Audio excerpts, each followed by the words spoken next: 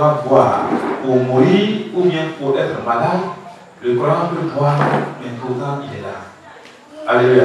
Alléluia. Continue. En mon nom, ils chasseront les démons. Ils chasseront d'abord les démons, les croyants. Ils parleront de nouvelles langues. Ils saisiront des serpents. Le croyant pourra saisir les serpents. S'ils boivent quelques breuvages mortels, il ne leur fera point de mal. Il ne va pas mourir. Ils imposeront les mains aux malades. Les croyants imposeront les mains aux malades. Et les malades seront guéris. Parce qu'ils croient que bêtement. Il croit bêtement. Il n'a pas vu, il n'a jamais vu Jésus physiquement. Il croit en lui. Il se dit qu'il y a un Dieu qui se manifeste dans la chair et qui s'appelle Jésus-Christ, qui existe et qui peut faire ce que lui, il aura décidé de faire. Alléluia. Alléluia. Donc, nous devons comprendre simplement que les croyants, c'est les hommes qui acceptent Dieu sans pouvoir penser, ou bien sans pouvoir reculer, ou bien avoir donc des alliés, des pensées arrière. Et ces mêmes personnes, il faudrait donc qu'ils arrivent à franchir des étapes pour pouvoir parvenir à la croyance. Bon, je vais vous dire un peu le cas de l'apôtre Paul. Nous allons voir s'il était croyant ou pas. Parce que la Bible dit quoi? Que si un croyant buvait un breuvage mortel, il ne pourra pas mourir. Il peut saisir des serpents, mais il ne va pas le pied. C'est le croyant qui est là. Maintenant, lorsque Paul était à Rome, dans le chapitre 28, le verset 5, Actes des Apôtres, Paul était en train de prêcher. Il était dans son ministère, en train de travailler, en train d'évangéliser, et il y a un serpent venimeux qui était venu le mordre. Et c'est un serpent que tout le monde reconnaît dans ce pays, que si ce serpent s'attaque à ta personne, dans les secondes qui suivent là, tu devais mourir automatiquement. Et tout le monde attendait que Paul tombe et qu'il meure sur le champ. Oui. Paul secoua l'animal dans le feu. Paul a secoué l'animal dans le feu. Et ne ressentit aucun mal. Ces gens s'attendaient à le voir enfler ou tomber mort subitement. Les gens voulaient voir Paul à terre. Mais, après avoir longtemps attendu, voyant qu'il ne lui arrivait aucun mal, il changeait d'avis et dit que c'était un Dieu. Merci. Alléluia. Donc les croyants sont des petits dieux. Ce n'est pas tout le monde qui prend l'image de Dieu. Et Dieu nous a fait à son image. Mais attribuer le nom petit Dieu à un homme sur la terre pour qu'il soit d'abord croyant. Parce que les Romains voyaient Paul comme un Dieu. Parce que ce serpent venimeux ne pouvait pas s'attaquer à sa personne, à sa peau, sans qu'il n'en meure. Mais Paul n'était pas connu. Il est resté là. Donc il faut passer de l'étape de la croyance à l'étape de la chrétienté. Tu crois, d'accord. On t'annonce l'évangile, tu crois. Tu acceptes que ce qu'on te dit est vrai. C'est comme le cas de Moïse. Comme ce que le livre d'Hébreux, chapitre 11, verset 24 a démontré. Que Moïse agissait en Égypte comme ayant vu celui qui était invisible. Voilà un croyant. Moïse était prêt pour ses enfants, pour ses frères israélites en Égypte, et il agissait comme celui qui avait vu l'invisible. Le croyant, il agit comme il a vu Dieu qui est invisible, physiquement par un croyant. On lui dit, mais Dieu est là. Bon, lui, il ne se rend pas là-bas parce qu'il veut voir Dieu en personne. Il ne se rend pas à l'église parce qu'il veut voir Dieu dans sa toge, dans son appareil. Mais il croit, il sait que Dieu est là. Voilà un croyant. C'est-à-dire, il pense qu'il voit l'invisible dans le visible. Chapitre 11, verset 24. C'est par la foi. Que Moïse devenu grand. Le faisant d'être appelé fils de la fille de Pharaon. Il a refusé. Il dit non. Il ne peut pas porter le nom de Pharaon. Il a dit non. Pas la foi. Aimant mieux être maltraité. Aimant mieux être maltraité. Avec le peuple de Dieu. Avec le peuple de Dieu. Que d'avoir pour un temps. Que d'avoir pour un temps. La jouissance du péché. Il préfère souffrir que d'être heureux. Il préfère souffrir que d'amasser la richesse. Il préfère souffrir avec ses frères que d'être heureux dans la maison de servitude, dans la maison du péché. Continue. Regardant l'opprobre de Christ. Regardant l'opprobre de Christ. Comme une richesse. Comme une richesse. Plus grande que les trésors de l'Égypte. Plus grande que les trésors de l'Égypte. Car il avait les yeux fixés sur la rémunération. Il avait les yeux fixés sur la rémunération. C'est par la foi. C'est par la foi. Qu'il quitta l'Égypte. Qu'il quitta l'Égypte. Sans être effrayé de la colère du roi. Oui. Car il se montra ferme. Car Moïse se montra ferme. Comme voyant celui qui est invisible. Comme voyant celui qui est invisible, le vrai croyant, la croyance. Est-ce que Moïse a vu Dieu? Il a cherché à voir Dieu pendant tout son parcours, mais Dieu a dit non, ne va pas. Si tu veux voir le jour, tu le vois, tu vas voir. Mais Moïse, il avait agi en Égypte comme celui qui voyait Dieu, qui était invisible, mais qui demeure encore toujours invisible. La croyance. Donc, c'est par la foi. Mais comment obtenir la foi? Comment devenir chrétien? Il faut s'abonner à la parole de Dieu. Lorsque Paul, Barnabas et autres étaient en train de prêcher, à un moment donné, ils ont rassemblé les gens, l'assemblée de l'église. Et entre eux, ils s'enseignaient la parole de Dieu. Et c'est à partir de ce jour que le nom chrétien a été donc attribué aux disciples qui étaient assis, ceux qui écoutaient la parole, ceux qui enseignaient la parole, pour pouvoir maintenant avoir la foi. Donc nous allons partir de la croyance et passer maintenant à l'étape du chrétien, à l'étape chrétienne. Parce que le terme dit les croyants dans les derniers temps de l'enlèvement.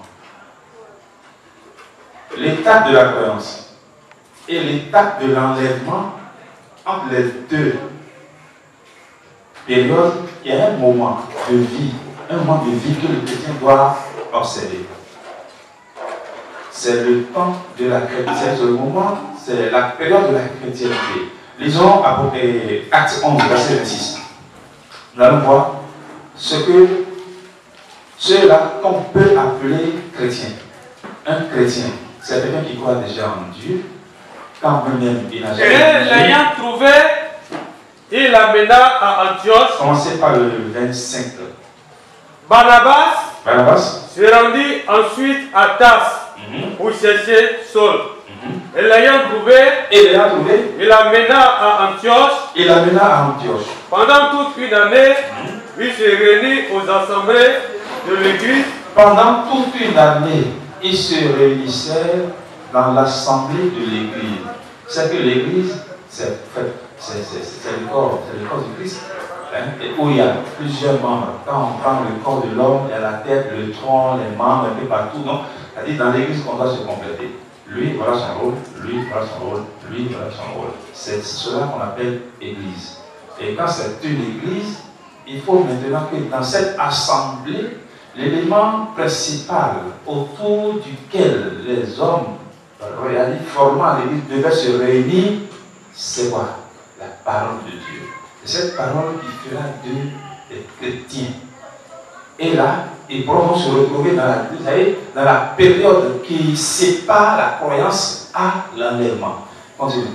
Et il enseignait à beaucoup de personnes. Ils enseignaient à beaucoup de personnes. Ce fut à Antioche que pour la première fois. Ce fut à Antioche que pour la première fois. Les disciples furent appelés chrétiens. Merci. Les disciples furent appelés chrétiens pour la première fois à Antioche. Donc ce n'est pas une mince affaire. Nous sommes des chrétiens célestes. Non. Nous sommes des croyants célestes. Parce qu'il faut traverser l'étape de la croyance. Nous, tous qui sommes ici, je pense que nous avons déjà accepté Dieu, Christ, malgré qu'on ne l'a jamais vu physiquement, malgré qu'il est dans l'invisible, malgré qu'il a permis à certaines personnes parmi nous quand même de voir ses représentations, et de révéler des prophéties ou des visions ou des songes, nous avons cru en Dieu. Nous savons que Dieu existe. Et c'est à partir de la croyance que l'homme pourra voir ses péchés normalement expiés. Quelqu'un qui croit normalement, il ne devait plus avoir ses péchés retenus. Parce que depuis les prophètes jusqu'à Christ, la Bible a été claire. Les apôtres ont été précis quand ils expliquaient. C'était hier dans la maison de Corneille. Lorsqu'ils devaient se rendre là pour prier, voilà, pour prier pour les parents qui étaient là-bas. Donc dans le chapitre 10, verset 43, vous allez voir que la Bible a été précise. Que tous les prophètes rendent de lui le témoignage. Que quiconque croit en lui. Que quiconque croit en lui, c'est-à-dire celui qui croit en Jésus, celui qui est maintenant appelé croyant, a dit quelqu'un qui a accepté Christ sans pouvoir le voir physiquement, celui qui a accepté celui qu'on voit dans l'invisible, reçoit par son nom le pardon des péchés. Il reçoit par son nom le pardon des péchés. En temps normal, nos péchés ne devaient plus être retenus. Ça veut dire que même à l'état de la croyance, nous avons encore des difficultés. Nous avons encore des difficultés à cet état de croyance. Alors qu'il fallait franchir l'étape, avoir la moyenne et passer maintenant à l'étape de la chrétienté. Ajouter à la foi, à la croyance, la parole de Dieu, la garder, faire une amitié sincère avec elle, la méditer tous les jours. C'est pourquoi David a béni ceux qui écoutent la parole de Dieu toutes les fois. Dans le psaume 1. Ou bien, il dit heureux l'homme. Heureux l'homme qui ne marche pas selon le conseil des méchants. L'homme qui ne marche pas selon le conseil des méchants. Qui ne s'arrête pas sur la voie des pécheurs. Qui ne s'arrête pas sur la voie des pécheurs. Et qui ne s'assied pas en compagnie des moqueurs. Qui ne s'assied pas en compagnie des moqueurs. Mais qui trouve son plaisir dans la loi de l'Éternel. Il trouve quoi? Son plaisir dans la loi de l'Éternel. Il trouve son plaisir. Il veut passer de l'étape de croyant pour arriver maintenant à l'étape de bon chrétien. Il veut devenir chrétien. Parce qu'il trouve du plaisir. Pourquoi? Lorsque les enfants d'Israël, dans leur parcours dans le désert, devaient continuer pour aller sur la terre promise. Bon, Moïse, il s'était mal comporté avec Dieu. Dieu a dit, bon d'accord, puisque tu ne m'as pas glorifié devant les enfants d'Israël, tu n'iras pas sur la terre promise. Impose la main à Josué. En imposant la main à Josué, Dieu a fait rappeler à Moïse de dire à Josué ce qu'il devait garder. Josué 1, verset 8. Vous allez voir qu'il y a une importance capitale. Que ce livre de la loi ne s'éloigne point de ta bouche. Ne s'éloigne point de quoi? De ta bouche. De ta bouche. Que ce livre, voyez ce livre de la loi, la parole de Dieu, si ça s'éloigne de toi, tu ne peux pas devenir chrétien et tu ne pourras pas être enlevé. Quand on va finir d'expliquer, on va vous dire un peu ce qu'on peut entendre par l'enlèvement. Continue. Médite-le jour et nuit. Médite-le jour et nuit. Pour agir fidèlement. Selon tout ce qu'il a écrit. Merci. Va passer bien là. Ne t'ai-je pas donné cet ordre? Fortifie-toi. Et prends courage. Ne t'effraie point. Et ne t'épouvante point. Car l'Éternel ton Dieu est avec toi dans tout ce que tu entreprendras. C'est cette parole qui a été dite à Josué lorsqu'il prenait la reine de la conduite des enfants d'Israël sur la terre promise. Quand il a compris ce message, il a fait une promesse à Dieu. Dans le chapitre 15, verset 4 du même texte, il a fait une promesse. Il dit, si telle est la saveur qui est retrouvée dans la parole de Dieu, si tels sont les bienfaits que procure la parole de Dieu, alors moi et ma famille, moi et ma maison, nous allons toujours adorer Dieu jusqu'à la fin des temps. C'est 24, 15. Voilà, allez-y. Josué 24, verset 15. Et si vous ne trouvez pas bon de servir l'Éternel, choisissez aujourd'hui que vous voulez servir. Josué disait aux enfants d'Israël, restez dans le désert, parce que tous ceux qui étaient sortis, tous ceux qui étaient allés en Égypte, en esclavage, ce n'était pas eux qui ont eu la chance de se retrouver sur la terre promise. Beaucoup en étaient morts. Dieu a tué même beaucoup parmi eux. Parce qu'à un moment donné du parcours, ils étaient allés adorer quoi? Le veau d'or. Voilà, le veau d'or là, ils sont. Donc Dieu a tué. Lui, il n'aime pas les bêtises. Quand tu te comportes mal avec lui, il te tue. Donc, Josué était en train de rappeler au reste, à la minorité, qui était là encore, que si vous ne voulez pas adorer Dieu, choisissez maintenant quel Dieu vous préférez. La vie, c'est un choix. C'est un langage courant habituel. La vie, c'est un choix. Être chrétien, c'est un choix. Être croyant d'abord, c'est un choix. Parvenir à la chrétienté, c'est aussi un choix. Faire partie de ceux qui seront enlevés, c'est aussi un choix. Tu le choisis dès maintenant. Ça se choisit. Si tu décides d'être enlevé, c'est que tu l'as choisi. Mais si tu décides d'être retenu encore, c'est-à-dire sous les chefs de la terre, là, c'est un choix. Continue encore. Vous les dieux que servaient vos pères, au-delà du fleuve, oui. Vous les dieux des Amoréens, oui. Dans le pays dans lequel vous habitez. Oui. Moi et ma maison, nous servirons l'Éternel. Nous servirons l'Éternel. Parce que Josué a gardé la parole de l'Éternel. Il ne s'était pas éloigné du livre de la loi. C'est un livre de loi. Dieu est égal à la loi. Point. Il n'y a pas autre chose.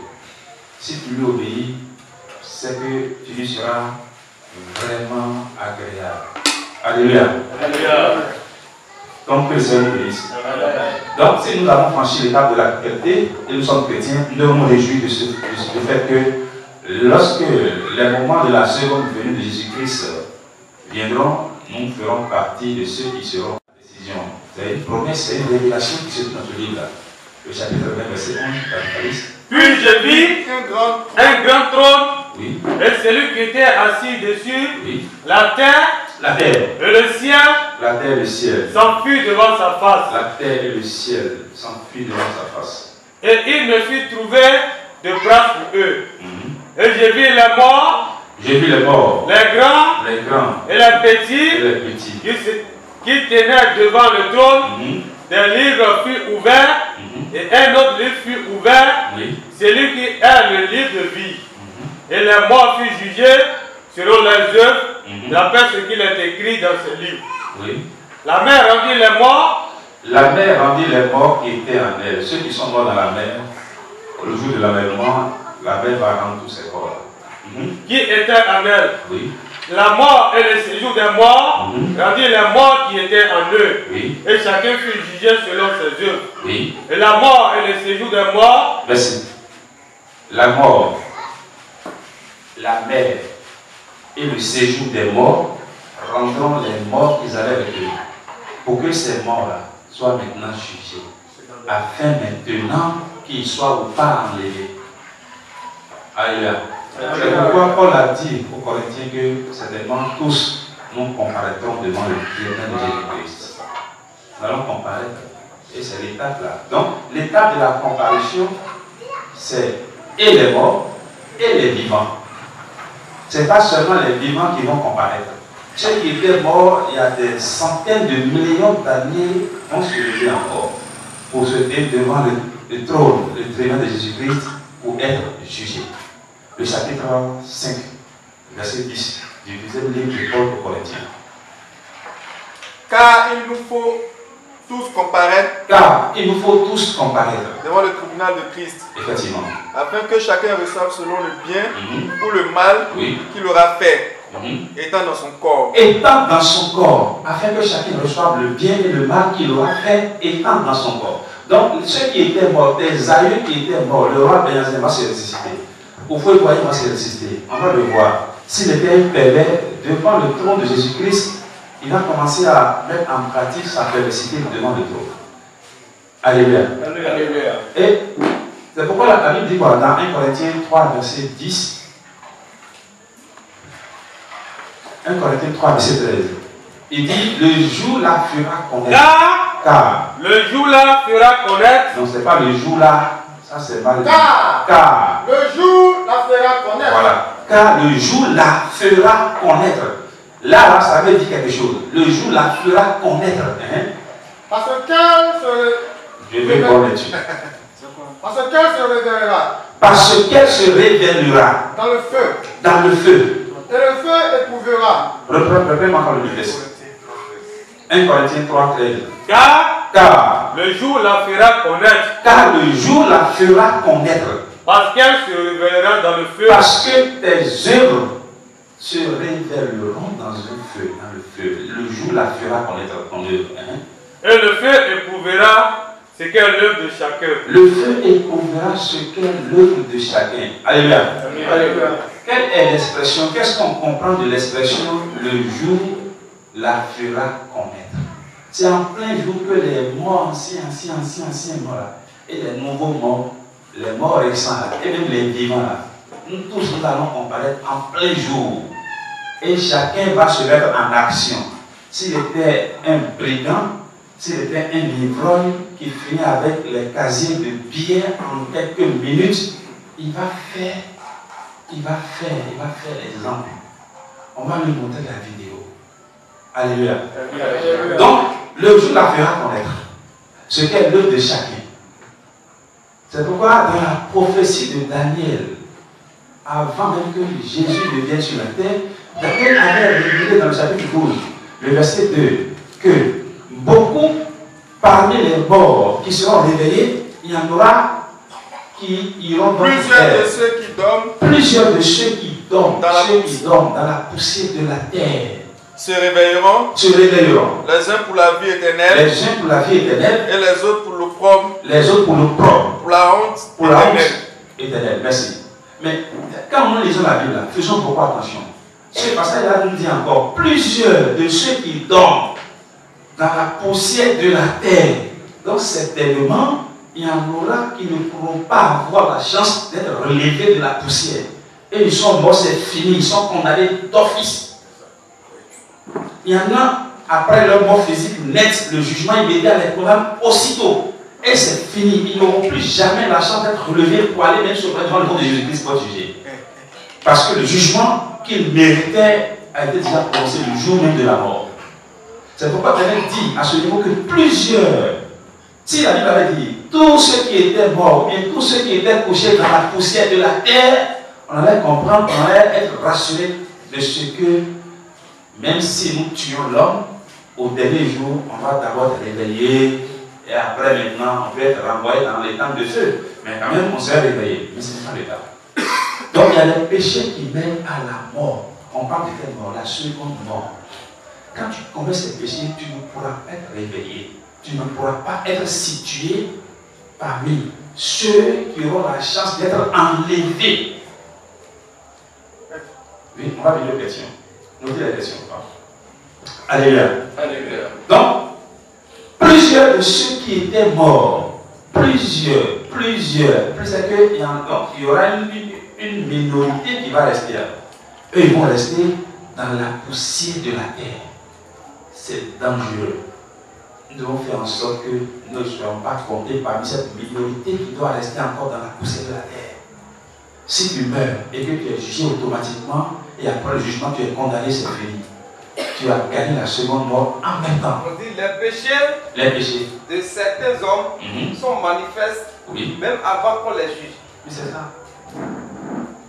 C'est pourquoi dans Jean 3, 17, là, Jésus a dit qu'il n'a pas été envoyé dans le monde en temps normal pour juger. Mais ceux qui n'auront pas cru en ce qu'il est venu faire, eux, ils sont déjà jugés et condamnés. Dieu en effet n'a pas envoyé son fils dans le monde. Dieu n'a pas envoyé son fils dans le monde. Pour qu'il juge le monde. Pour qu'il juge le monde. Mais pour que le monde soit sauvé par lui. Pour que le monde soit sauvé par Jésus-Christ. Continue. Celui qui croit en lui. Celui qui croit, la première étape passant par le baptême qui est obligatoire pour pouvoir manifester la foi et la croyance en Dieu. Celui qui croit en Jésus-Christ n'est point jugé. Il n'est point jugé. Mais celui qui ne croit pas est déjà jugé. Parce qu'il n'a pas cru au nom du Fils. Parce qu'il n'a pas cru au nom du Fils. Unique de Dieu. Merci. Alléluia. Alléluia. Donc, c'est primordial pour la créature que nous sommes de croire d'abord. Croire d'abord que Dieu existe. Alléluia. Répétons, Dieu existe. Dieu existe. Moi, je crois que Dieu existe. Moi, je crois que Dieu existe. Je crois que Jésus est le maître de l'humanité. Je crois que Jésus est le maître de l'humanité. Ceux qui ne veulent pas répéter, ça fait leur problème. Alléluia. Alléluia. Ce que nous disons, le verbe a une puissance. Et on ne trompe pas Dieu, on ne se moque pas de lui. Dieu, on ne se moque pas de lui. Je vais demander à ce que vous répétez, mais il y en a qui ne répètent pas. Pourquoi il ne va pas répéter? Bon, il ne va pas répéter, mais pourquoi ils sont venus à la conférence alors?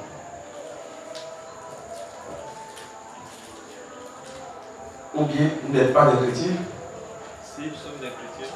Vous êtes des chrétiens, non? Oui. Allez, tu es chrétien? Tu es un vrai chrétien. Que Dieu te bénisse.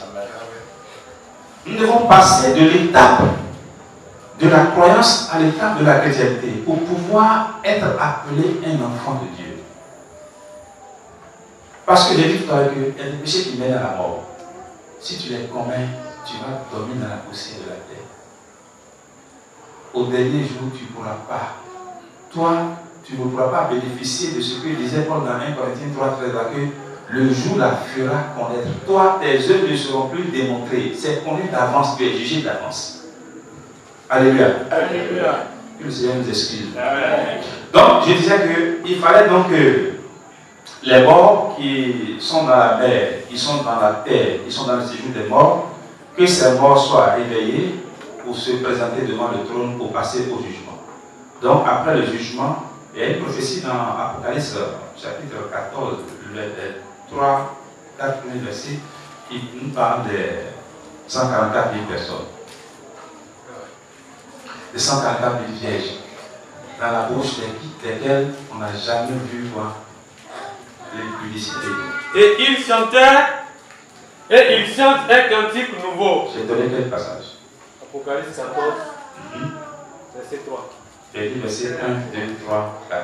Je regardais, et voici l'agneau se tenait sur la montagne de Sion. Oui. Et avec lui, 144 000 personnes qui avaient son nom et le nom de son Père écrit sur leurs fronts. Oui. Et j'entendis du ciel une voix comme un bruit de grosse eau, comme le bruit d'un grand tonnerre.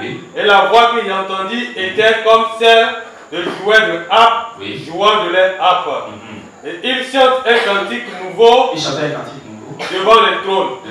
Et devant les 4 êtres vivants et les vieillards. Et personne ne pouvait apprendre le cantique si ce n'est pas les 144 000 qui avaient été rachetés de la terre. Ce sont ceux qui ne se sont pas souillés. Les 144 000 dont parle la prophétie, la révélation qui va s'accomplir certainement, seront donc ceux qui seront rachetés de la terre. Et, continue. Ceux qui ne se sont pas souillés avec des femmes. Ceux qui ne s'étaient pas souillés avec des femmes, ils couchent ici avec une femme, à Bignan, à Gabou, ils couchent encore avec une femme, à Gagnoa, à Boisseau, au Ghana, au Bénin, au Togo. Bon, quand il fait une petite discussion, il couche avec les femmes, il croit être racheté. Car ils sont vierges. Car ceux-là sont vierges. Ils suivent l'agneau partout où ils vont. Ils ont été rachetés dans les hommes comme des prémices pour Dieu et pour l'agneau. Et dans leur bouche, il ne s'est point trouvé de mensonge. Ce n'est pas des menteurs que nous sommes aujourd'hui. Donc, certainement, si nous sommes des menteurs aujourd'hui, on ne pourra pas être enlevé avec le Seigneur pour nous prendre devant le trône pour chanter des cantiques nouveaux. Donc, les menteurs, dès maintenant, on doit comprendre qu'ils ne sont pas cités parmi ceux qui auront droit à l'enlèvement. Ce n'est pas l'enlèvement, merci. L'enlèvement, c'est un moment où Jésus-Christ fera sa seconde venue, sa seconde apparition physique. Mais puisque la terre sur laquelle nous sommes maintenant est déjà tellement souillée, il ne viendra pas poser ses pieds sur la terre. Son corps ne descendra plus sur la terre. Il sera suspendu au beau milieu des airs. Et c'est là maintenant nous aurons des ailes pour nous envoler pour aller à sa rencontre. La Bible a été claire. Quand nous lisons le livre de Paul au Philippiens chapitre 3, le verset 20 à 21, nous avons une promesse qui ne nous trompe pas et qui nous rassure. Nous avons une déclaration ferme et spirituelle dans ce passage de Philippiens 3, verset 20 à verset 21.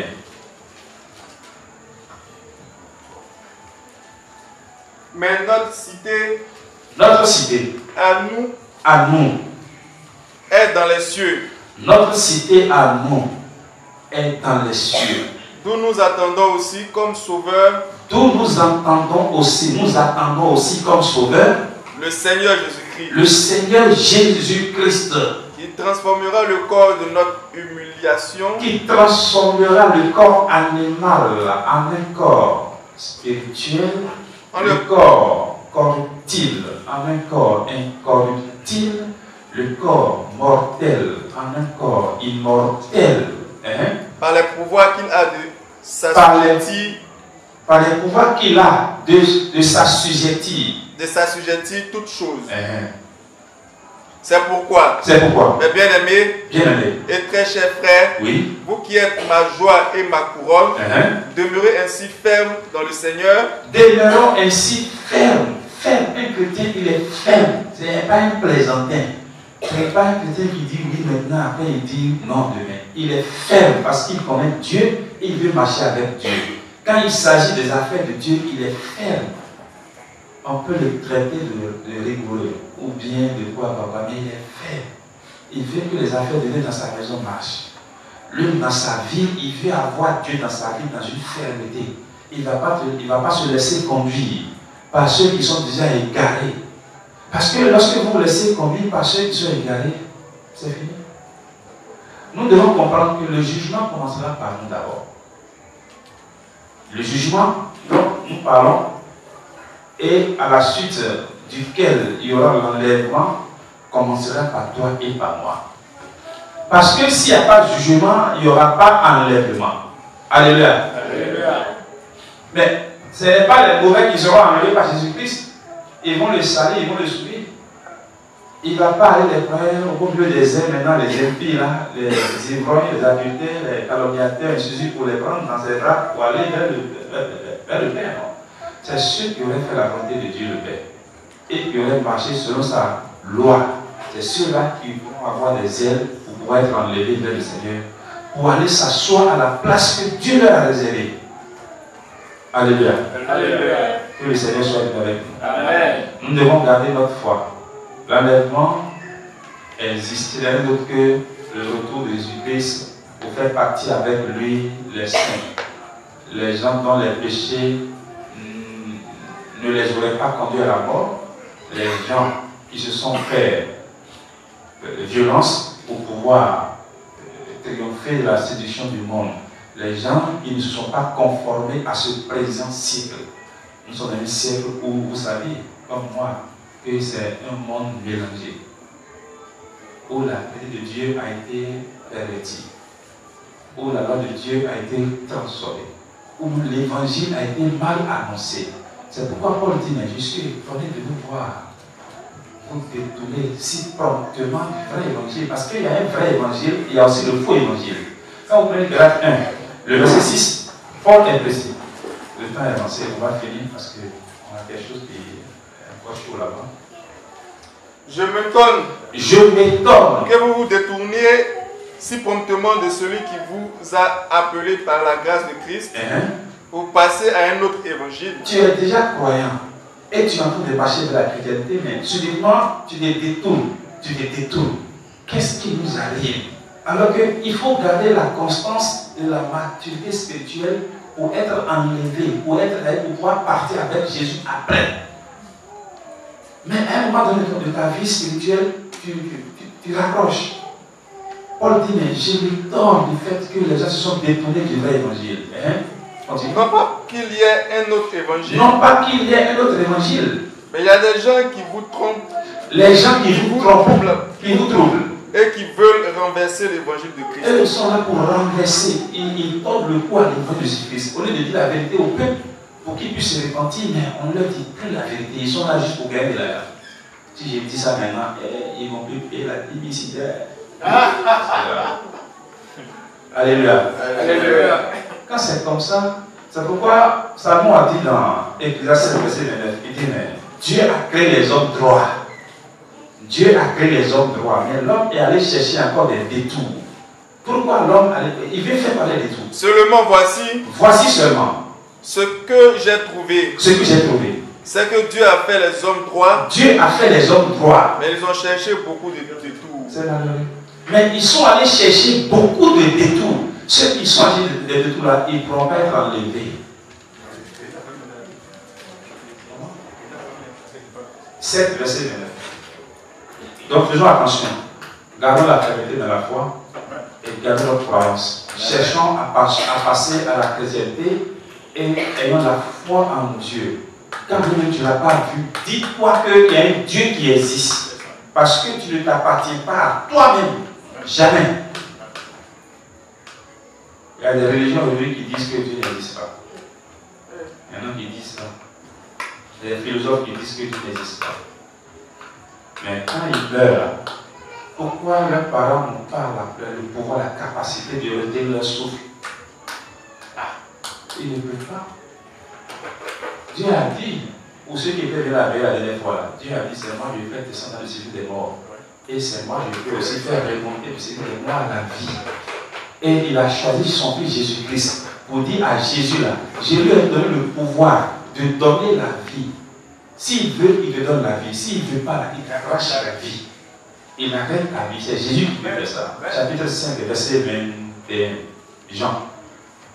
Jésus a reçu le pouvoir, la force, la capacité, la puissance de donner la vie. Car comme le Père ressuscite les morts, ouais, comme le Père ressuscite les morts et donne la vie, ainsi le Fils donne la vie, ainsi le Fils aussi donne la vie à qui il veut. À qui il veut. Merci. Mais il ne va pas choisir un pervers pour donner la vie. C'est pourquoi lorsque j'écoutais les questions tout à l'heure, papa m'a demandé, mais le brigand qui a été sauvé là, crucifié avec Jésus-Christ là, il a pris à Jésus de donner la vie. De sa parole qu'il a prononcée au dernier moment, il a pris à Jésus de lui donner la vie. Il dit ce soir, tu souffriras avec moi au paradis. C'est Jésus qui donne la vie. S'il veut, il te donne la vie. Il peut laisser le pasteur là donner la vie à la prostituée ou au sorcier même qui a eu la récompense au dernier, vers la fin des temps. C'est pourquoi on nous demande, nous, qui avons connu Jésus-Christ, de rester faibles. Parce qu'il nous sera difficile de renouveler dans la foi. Une fois que nous avons déjà goûté le don céleste. Si tu as goûté une fois le don céleste, c'est-à-dire que tu écoutes cette parole maintenant, c'est-à-dire que tu as déjà goûté au don céleste. Et si tu tombes encore maintenant, par suite du renversement de l'évangile que les gens nous font, c'est que c'est fini. Il te sera difficile d'être ramené encore dans le vrai chemin. Alléluia. Alléluia. Donc on doit se préparer pour l'enlèvement. C'est un grand thème. Malheureusement, on n'a pas de temps pour pouvoir en débattre comme il faut. Il y a beaucoup de choses. Je préfère parler comme ça pour nous exhorter un peu. Ce que je fais, c'est une présentation, pas une conférence. Parce qu'il faudra faire une conférence pour parler dans les sens bibliques et spirituels, parler des mots croyants, parler des mots derniers temps. Les derniers temps, c'est la période qui sépare la croyance, la chrétienté à l'enlèvement. Les derniers temps. Et lorsque les disciples voulaient interroger Jésus-Christ là-dessus, Jésus était allé monter, s'asseoir plutôt sur la montagne des Oliviers.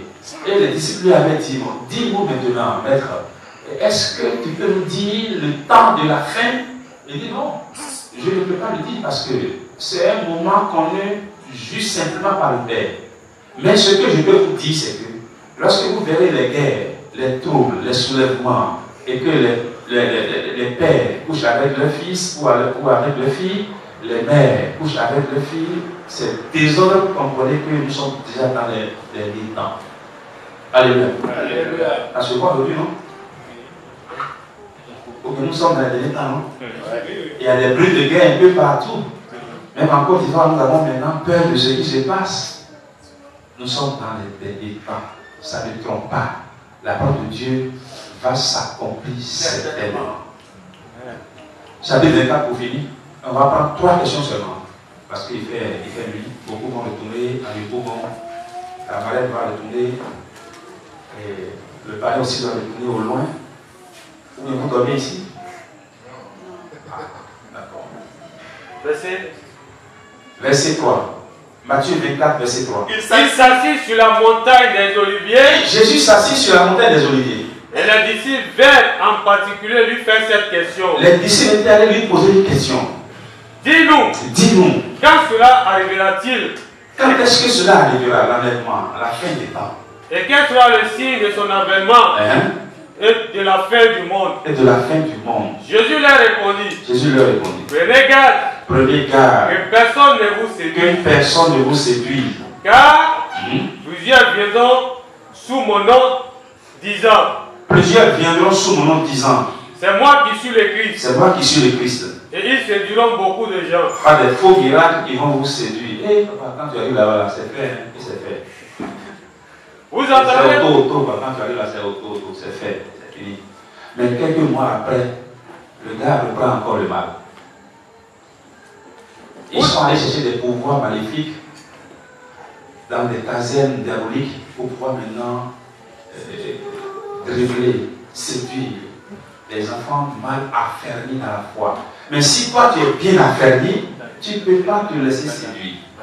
Parce que tu crois en celui-là qui est invisible, que toi tu vois visible dans ton corps. Malgré qu'il soit invisible, tu crois, tu sais que bon, c'est toi-même. Tu représentes une miniature de Dieu. On avait vu quelque part que les vrais croyants sont les petits dieux. C'est pourquoi on vous dit aujourd'hui que dans Jean 10, 35, 34, 35, que si vous insultez un enfant de Dieu, vous allez insulter Dieu. C'est pourquoi c'est interdit aux chrétiens d'insulter l'enfant de Dieu, parce qu'ils sont des créatures de Dieu. Ils sont des photos, des photocopies de Dieu sur la terre. Ton propre enfant, si tu le juries, tu as péché. Ça va t'écrire, on va s'écrire, on va te l'écrire. Si elle a appelé Dieu ceux à qui la parole de Dieu a été adressée. Si la Bible, la parole a appelé Dieu ceux à qui la parole de Dieu a été adressée. Et si l'écriture ne peut être anéantie. Si l'écriture ne peut jamais être anéantie. Celui que le Père a sanctifié. Celui que le Père a sanctifié. Et envoyé dans le monde. Vous lui dites. Tu blasphèmes. Et cela parce que j'ai dit, je suis le Fils de Dieu. Merci. Ils sont allés dire à Jésus, mais tu blasphèmes. Pourquoi tu te compares? Toi, tu parles de ce que tu es le Messie. Mais c'est du blasphème. Ils sont en train de parler à qui comme ça? À Dieu. Donc, quand j'ai su préparer, c'est une correction.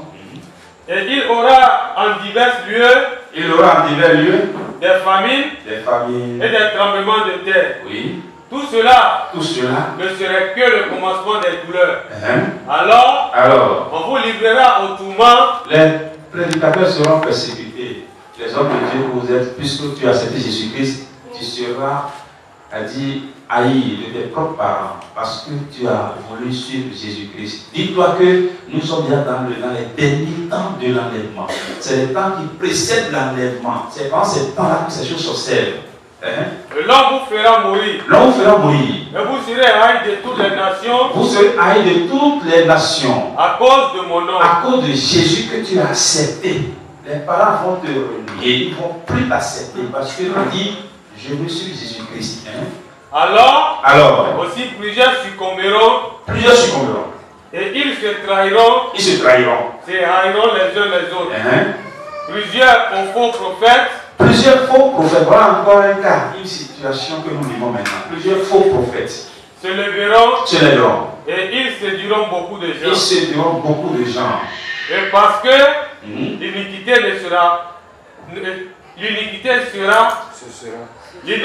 se sera accrue, la charité du plus grand homme se refroidira. Merci. Alléluia. Ouais, tout ce qui a été cité, c'est ce que nous vivons aujourd'hui. Ça veut dire que nous sommes dans les derniers temps de l'enlèvement. Qu'est-ce qu'il convient de faire maintenant? Puisque nous sommes dans les derniers temps de l'enlèvement. Qu'est-ce que nous devons faire? On ne part des choix de notre vérité. Nous devons garder la constance, de l'amour à notre Dieu, la fermeté. Tu es constant. Tu es constant. Dans ta décision, tu es constant. Tu es constante. Dans ton engagement pour le Seigneur, tu es constant. Dans ton engagement pour l'avancement de l'œuvre de Dieu, tu es constant. Quand bien même quelqu'un s'est laissé habiter par un démon pour te faire reculer, tu gardes ta fermeté. Parce que ce n'est pas l'homme qui va te payer le prix. Alléluia. Ce n'est pas moi. Je vais vous payer, je vous jure. Moi-même, j'ai des comptes à rendre. autant que vous, chacun a des comptes à rendre à Dieu. Donc moi, je n'aurais pas voulu que quelqu'un soit pour moi une pierre d'achoppement. Toi aussi, revendique ça. Je ne veux pas que mon maître là soit pour moi une pierre d'achoppement pour que je puisse rater l'enlèvement. C'est fini. Si tu te parles comme ça, tu aurais compris beaucoup de choses. Tu t'aurais lancé sur une très bonne voie et garder ta constance dans la maturité. Que le Seigneur nous accorde la maturité. Qu'il fasse en sorte que nous soyons en au dernier jour. Au nom de Jésus-Christ. Amen. Amen. Amen. Au nom de notre Sauveur Jésus. Merci. Nous allons prendre quelques questions, 3 questions seulement, parce que le temps est avancé. Papa Blou, il ne voit pas, hein? Papa Gilet, il y a encore? Est-ce qu'il y a des questions par derrière? Ok, d'accord. D'accord, papa, pas Blou. Allez.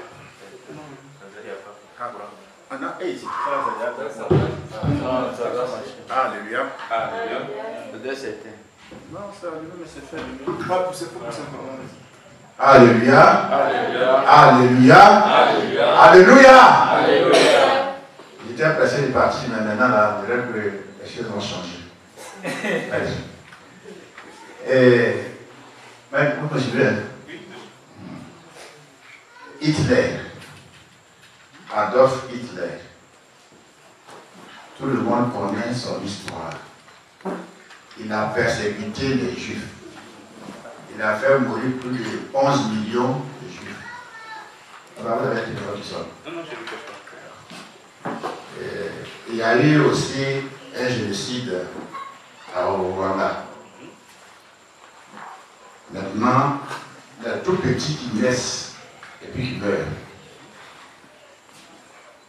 Expliquez-nous ce cela.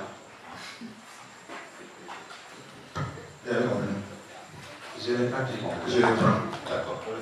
J'ai pris 2 personnalités. Adolf Hitler pour la guerre mondiale, les 2 guerres mondiales. Oui. Et puis le génocide au Rwanda. C'est lui qui avait été condamné à ces pays-là. Celui qui est 1000 connus. Celui qui est l'investigateur. Et puis les tout petits enfants, ça peut parler qui meurent. Vous avez vu la balance là. Et là, quel sera leur sort? C'est pas si. Ça va? Quel sera leur sort? Oui, les tout petits, et ils n'ont pas encore, ils ne parlent pas, et même ils sont morts. D'accord, vous avez compris. Alléluia. Alléluia. Les enfants, il y en a parmi les tout petits qui vont mourir, mais qui n'iront pas au ciel. Quand bien même, ils n'ont jamais péché physiquement. Alléluia. Alléluia. Le péché d'abord, c'est un héritage. Oui. Le péché est un héritage. Depuis Adam. Oui, le péché est un héritage parce que nous sommes nés dans le péché et notre mère nous a conçus dans le péché aussi. Donc, toute personne qui vient dans ce monde, il a un trait de péché qui est attaché à sa personne. Sinon, comment comprendre que quand même Isaïe n'était même pas encore né, Dieu lui a dit, toi je t'ai haï. Il était à 3 mois de conception dans son ventre, dans le ventre de sa mère, Rebecca. Mais Dieu a dit, je n'ai pas aimé Isaïe, mais j'ai aimé Jacob. Quand bien même les enfants n'étaient même pas encore nés. Donc il y a un péché originel que nous devons prier pour que le Seigneur ne tienne pas compte de cela dans nos jugements. C'est pour dire que ces enfants,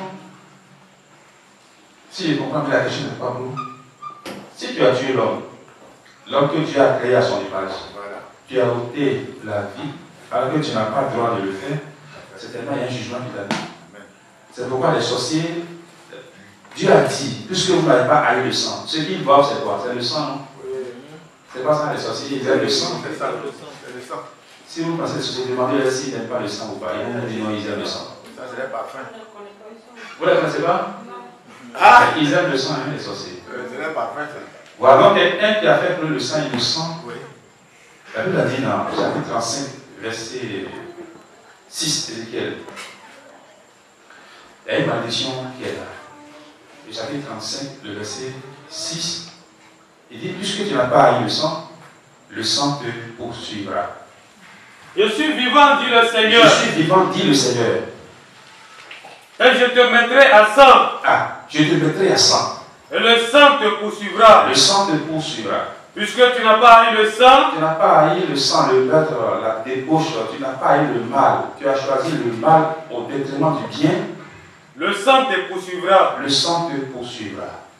Je ferai de la montagne de Séir. Je ferai de la montagne des méchants, des ennemis, des adversaires, des sorciers.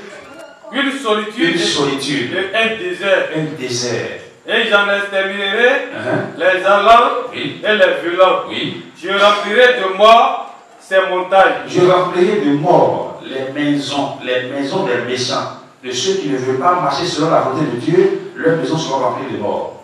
S'il y a un mort aujourd'hui, 3 jours après, 4 jours après, 1 mois après, 1 an après, ou bien tous les ans, il faut qu'il y ait de morts. Sur tes collines, dans tes vallées, dans tous tes ravins, tomberont ceux qui seront frappés par l'épée. Je ferai de toi des solitudes éternelles. Je ferai de toi des solitudes éternelles. Je ferai de toi des solitudes éternelles. Tes villes ne seront plus habitées. Tes villes ne seront plus habitées. Jérémie 6, verset 8, continue. Et vous saurez que je suis l'Éternel. Et vous saurez que je suis l'Éternel. Parce que tu as dit. Parce que le méchant dit, l'homme pervers dit, il se dit, il pense que Dieu est comme lui. Les deux nations, les deux pays, les hommes là, les femmes là, mes voisins là, mes parents là, mes fidèles là, mon pasteur là, mon maître là, mon pasteur là, mon directeur là, mon fondé là, mon patron là, ce que tu dis dans ton cœur, ne dis pas. Les deux pays seront à moi. Les deux pays seront à moi. Je vais les posséder, je dois les gouverner, je dois donc avoir une gloire sur leur chair et dans leur chair. Et nous en prendrons possession. Quand même l'Éternel était là. Quand même Dieu est là. Ça c'est une hypothèse. Il dit même quand Dieu est là, lui il va faire le mal. C'est de l'audace. Il a eu vraiment de l'audace, c'est un audacieux. C'est pourquoi Dieu a dit le sang va les poursuivre. Donc, pour répondre à la question, celui qui a fait couler le sang et le sang va le poursuivre. Amen. Mais s'il ne l'a pas fait couler pour la justice de Dieu, le sang va le poursuivre. Il y a des sangs qu'on va faire couler pour donner gloire à Dieu. Ça, ce n'est pas condamné. Tu peux tuer l'homme. Et Dieu va aimer ça. Les hommes seront contents du fait que tu as tué l'homme. Et ils vont te bénir parce que tu as tué l'homme. Donc, je ne vous dis pas parce que je veux que vous commencez à tuer l'homme. Vous devez faire attention. Si vous demandez, s'il y a une nation qui n'obéit pas à Dieu, qui se met dans la l'adultère, et que Dieu a décidé d'exterminer toute la ville, et que tu prends en faïence de Dieu, en faisant déjà mal à ceux qui commettent l'adultère, Dieu allait dire, ou bien je dirais que lui là, il va venger. Parce qu'il a fait ôter le mal du milieu de la ville. Et toi tu serais. Amen. Ouais, non. Donc ça veut dire quoi? Tu dois venger Dieu dans ton entourage. Tu dois le défendre. On défend Dieu. C'est pourquoi les sacrificateurs, vous les voyez souvent nerveux. Ils veulent défendre Dieu. Ils ne veulent pas. C'est pourquoi la Bible a dit dans Deutéronome 17. Cette parole, je voudrais que vous la gardiez bien. À partir des versets 2, 3, 4, 5. Deutéronome 17.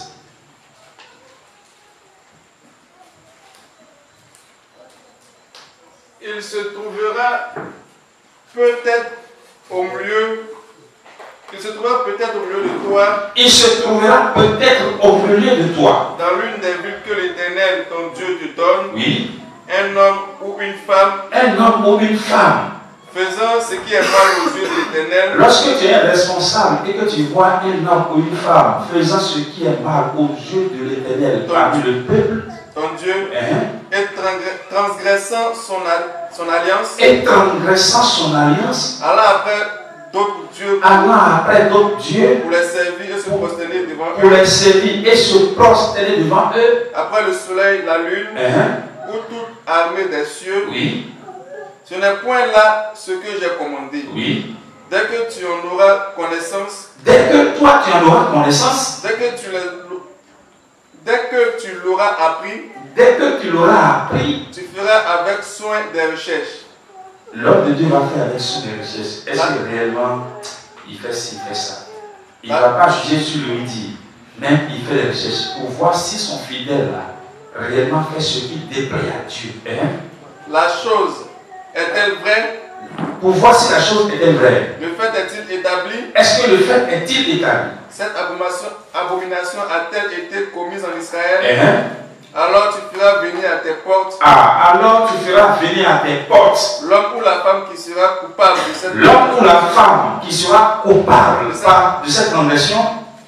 Tu lapideras ou puniras de mort cet homme ou cette femme. Alléluia. C'est l'ordre que Dieu donne aux sacrificateurs, aux pasteurs, les pasteurs qui chérissent, quand bien même la personne fait du mal.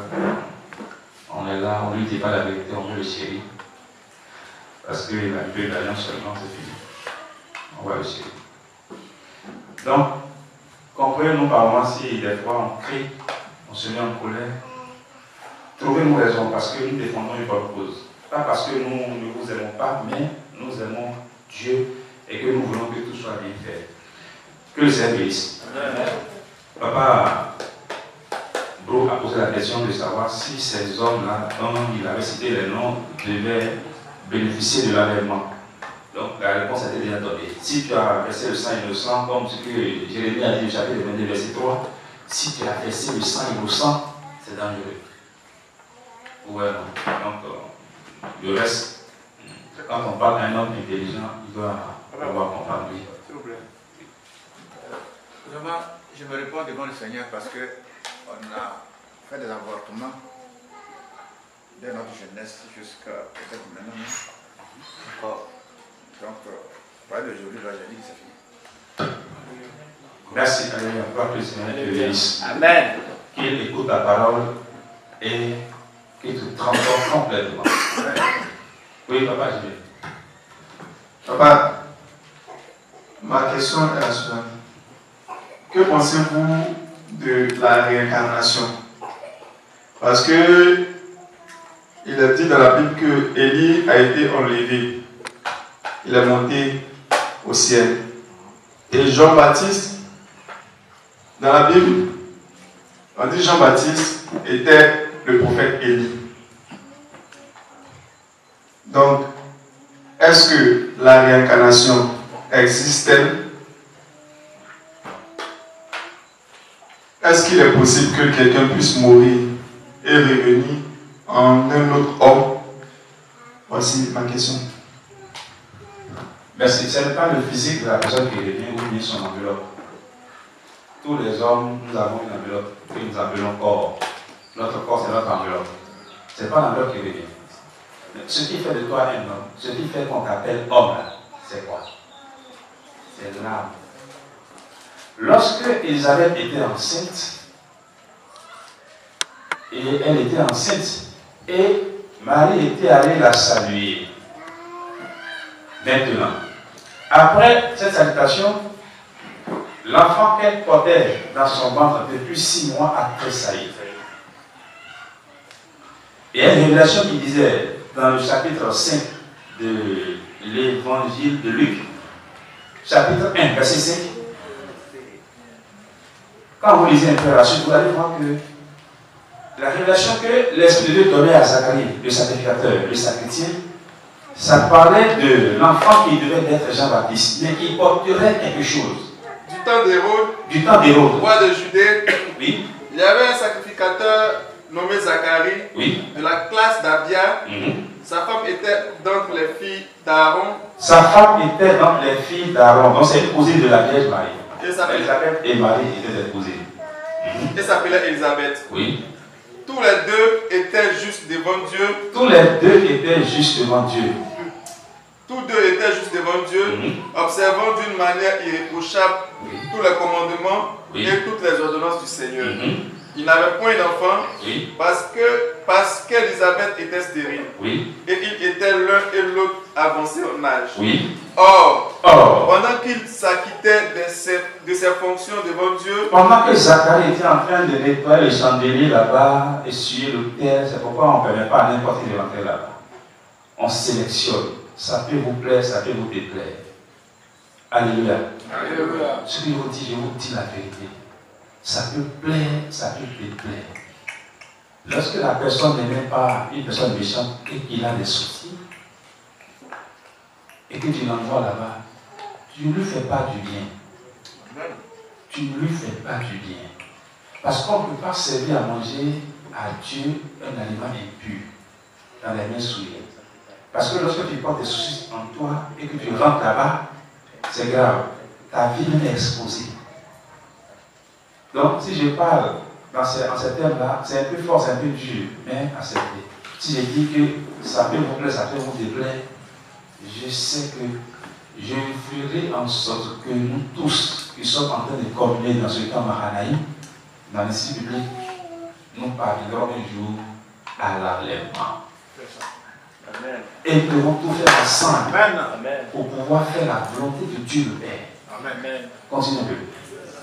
Selon le tour de sa classe, il fut appelé par le sort. Il fut appelé par le sort. D'après la règle du sacerdoce. Non, ce n'est pas une personne seule qu'on laisse pour jouer le rôle de l'autel. On dit, c'est par le sort qu'on choisissait ceux qui devaient monter à l'autel pour pouvoir nettoyer, pour pouvoir servir à manger à Dieu. Donc Zacharie, dans ce temps, il a été choisi par le sort. Continue. À entrer dans le temple du Seigneur pour offrir le parfum. Toute la multitude du peuple était dehors en prière à l'heure du parfum.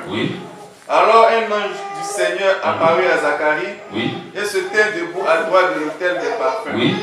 Zacharie fut troublé en le voyant. Et la frayeur s'empara de lui. Mais l'ange lui dit, ne crains point, Zacharie. Car ta prière a été exaucée. Ta femme Élisabeth t'enfantera un fils et tu lui donneras le nom de Jean. Il sera pour toi un sujet de joie et d'allégresse. Alors qu'Isaac, que Sarah a donné, était un sujet de rire. Sujet de quelque chose. Continue. Et tu lui donneras le nom de Jean. Il sera pour toi un sujet de joie et d'allégresse. Et plusieurs se réjouiront de sa naissance. Car il sera grand devant le Seigneur. Il ne boira ni vin. Ni liqueur délivrante. Et il sera rempli de Saint-Esprit. Dans le sein de sa mère. Il ramènera plusieurs de ses fils d'Israël au Seigneur, leur Dieu. Il marchera devant Dieu. Avec l'esprit et la puissance d'Élie. Voilà la partie qui nous intéresse par rapport à ta question. Lui va marcher devant Dieu avec l'esprit et la puissance d'Élie pour ramener les captifs, pour libérer les prisonniers, pour faire autant de choses et pour annoncer l'arrivée du Messie. Alléluia. Que les bénisse. Amen. C'est pour dire à nouveau que la réincarnation existe. Donc, Élie sera incarné par Jean-Baptiste. Nous n'avons pas assez de temps. Le temps est avancé, les 20 heures. Les gens doivent rentrer. Nous devons rentrer. Ou bien de continuer. Je vous demande, moi ça ne me gêne pas. Si je veux compter, je vais continuer. Je suis en train de prendre le cas de ceux qui rentrent au loin. Et les 20 heures, je ne sais pas si ça vient. Le temps de finir de manger, de tout ça, la 21, on peut arrêter, non? D'accord. Oui. J'ai un verset par rapport à la question de papa. De papa Brou. D'accord. Exode 34, verset 6 et 7 dit. Et l'Éternel passa devant lui et s'écria. L'Éternel. Dieu miséricordieux. Et compatissant. Non à la colère. Riche en bonté en fidélité. Qui conserve son amour jusqu'à 1000 générations. Effectivement. Qui pardonne l'iniquité, la rébellion et le péché, mais qui ne tient point le coupable ou l'innocent. Merci. Et qui punit l'iniquité des pères sur les enfants et sur les enfants des enfants, jusqu'à la 3e et la 4e génération. D'accord. Alléluia. Vous avez compris ce passage-là. C'est parce qu'il n'a pas dit c'est la question pour vous. Il n'a pas dit c'est la question. Mais ce passage me fait comprendre un peu la question. Parce que là, Dieu est riche en bonté. Là, la colère. Il manifeste toujours son amour. Mais il dit qu'il ne va jamais laisser ou bien faire passer le coupable pour innocent. Mais il va punir les péchés du Père sur la 1e, 2e, 3e et 4e génération. Alors que la génération au temps d'Adam était de 1000 ans. À notre ère, une génération, ça fait 100 ans. Donc pendant encore 400 ans, Dieu peut continuer à punir tes péchés sur tes enfants.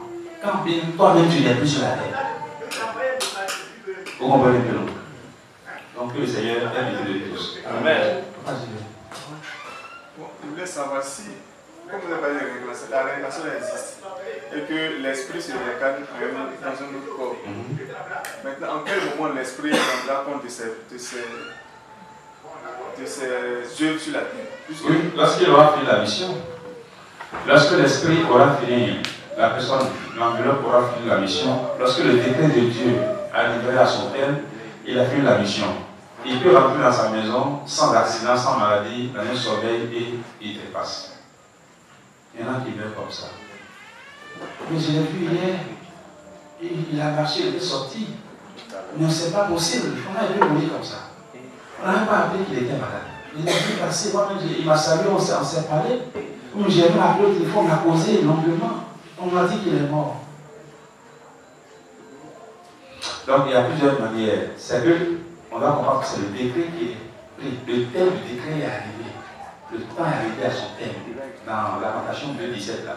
Il dit lorsque, lisez-moi ce verset, c'est très important. Lamentation 2.17.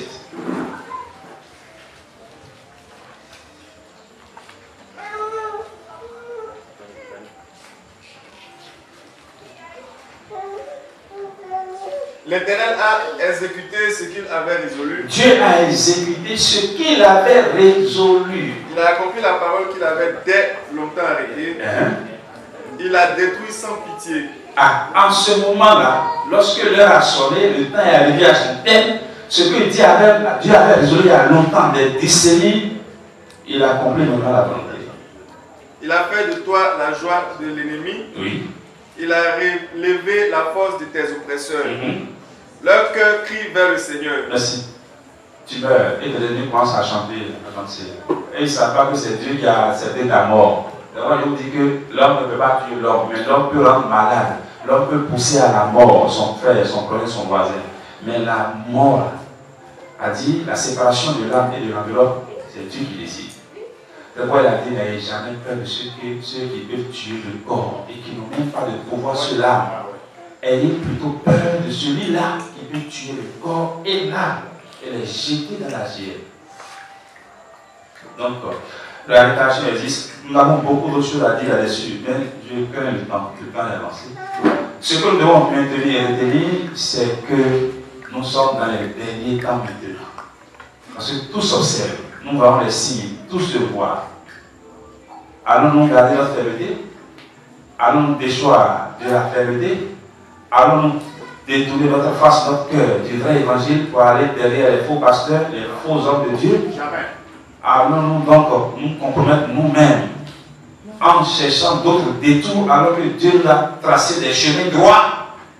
Il a dit que Dieu a fait des hommes droits, mais ils ont cherché des détours. C'est malheureux. Papa vous vient de confesser ses péchés. Mais il y en a qui ne peuvent pas le confesser. Parce que le cœur. Mais Dieu a dit qu'il fera des pays inhabités. Jérémie 6:8. Ça fait 3 personnes que je vois déjà qui ont confessé publiquement leur péché ici. Et la première personne, c'était le parrain. Au cours du veillé, il a confessé devant tout le monde ce qu'il faisait.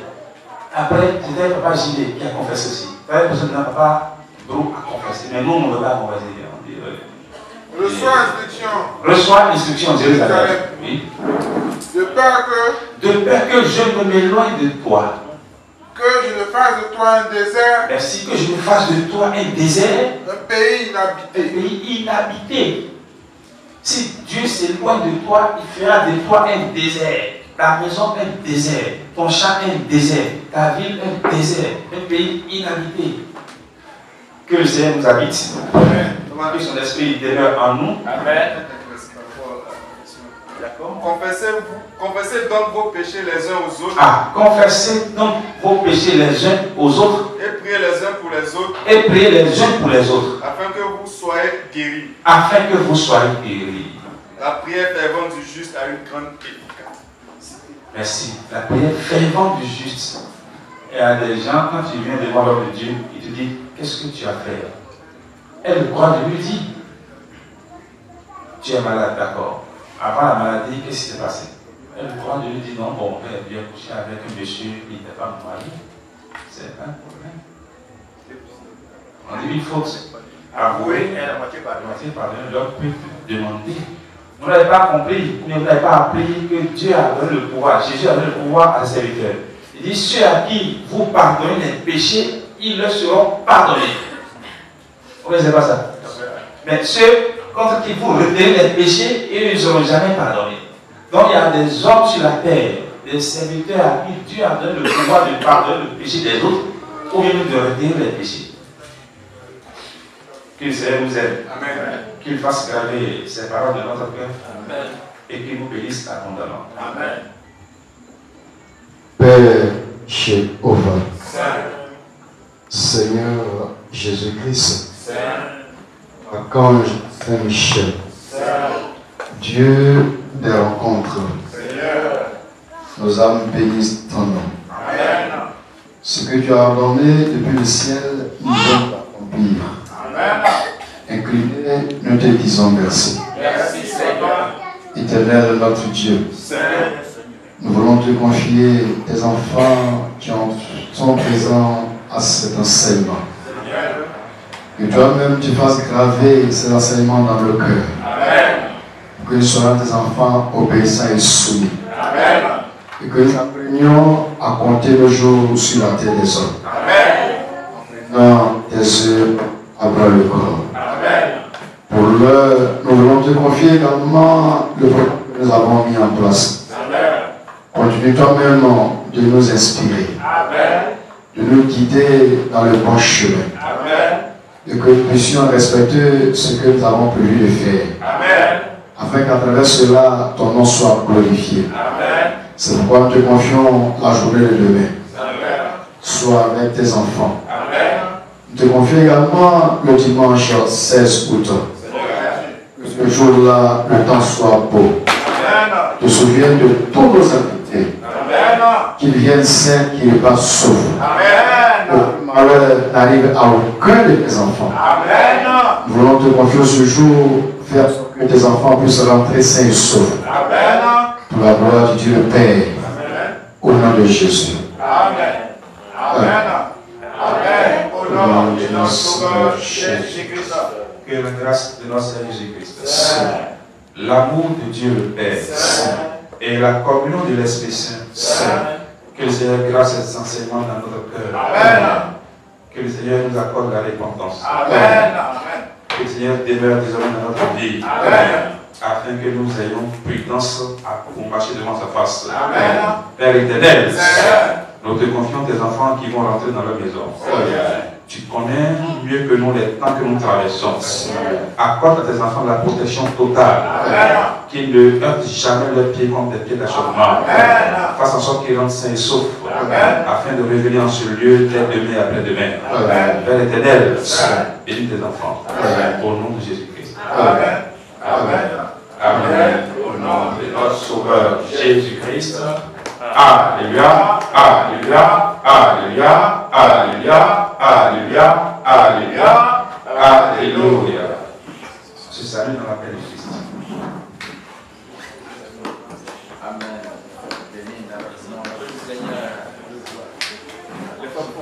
Et nous allons aller dans la cour là-bas pour aller manger. On va manger rapidement. Le parrain et la marraine nous ont donné un repas ce soir. Nous disons merci au parrain et à la marraine. Et nous avons fait des repas. Nous avons des cakes, nous avons des plats résistants aussi.